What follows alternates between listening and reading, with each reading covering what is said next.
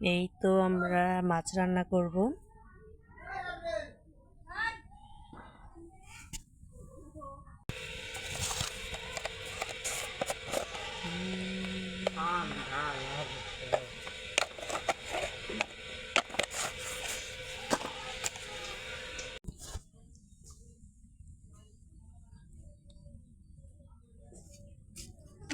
কড়াইয়ে তেলটা দিয়ে দিয়েছি। এবার যে মাছগুলো মাখিয়েছি সেই মাছ দিয়ে দেব তেলে।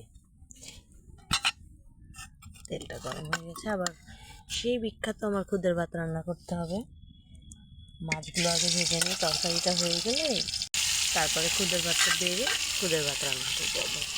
ভাত যেহেতু হয়ে গেছে, মাছ ভাজা করতে চড়ে দিয়েছি। মাছ ভাজা হলে খুদের ভাতটা দিয়ে খুদের ভাত চড়িয়ে দেবো। মাছটা কিন্তু আমি একটু কড়া করেই ভাজবো, যেহেতু আমার শ্বশুর কিন্তু কড়া করে চা ভেজে ভাজা মাছ খেতেই চায় না। আর এগুলো আমাদের গরুর ঘষি, এগুলো দিয়েই আমরা জাল দিই। হ্যাঁ, দেখি মাছটা কত দূর ভাজা হয়েছে। মাছটা একটু বেশি ভেজে নেব। প্রায় কারণ এগুলো মাছ বেশি না ভাজলে মজা লাগবে না।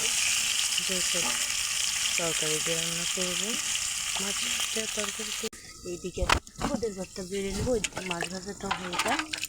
খুদের ভাতটা এখানে বালতিতে বেড়ে আবার নতুন করে রান্না করবো কালকে সকালের জন্য। এগুলো সকালে রান্না করেছি, আজকে বিকেলে খাওয়াবে। আবার এখন বিকেলে রান্না করবো, কালকে সকালে খাওয়াবে। আমাদের গরুর জন্য খুদের ভাত রান্না করা হয়েছে। মাছ ভাজাটা একদম কমপ্লিট হয়েছে। এবার মাছ ভাজাগুলো তুলে নিচ্ছি, তরকারিটা বসিয়ে দেবো। গাইস, কি একটা অবস্থা! মাছ তুলতে যে আমার একটা মাছ চুলার ভিতরে পড়ে গেছে। এখন ওটাই তোলার ব্যবস্থা করছি। গাইস, এই কড়াই আমি এখানে মশলা সব কষিয়ে নিচ্ছি। এখানে কিন্তু আমি তেমন কোনো মশলাই দিইনি। প্রতিদিন রান্না করতে যা যা লাগে তাই দিয়েছি, তবুও দেখিয়ে দিচ্ছি।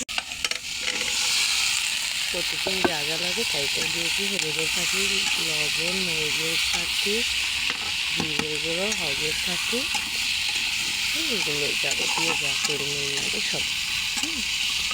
তরকারিটার কিন্তু অনেক সুন্দর কালার আসছে, কিন্তু এই ফিল্টারের জন্য বোঝা যাচ্ছে না। ওয়েটটা আমি দেখাচ্ছি, এটা একদম রিয়েল কালার।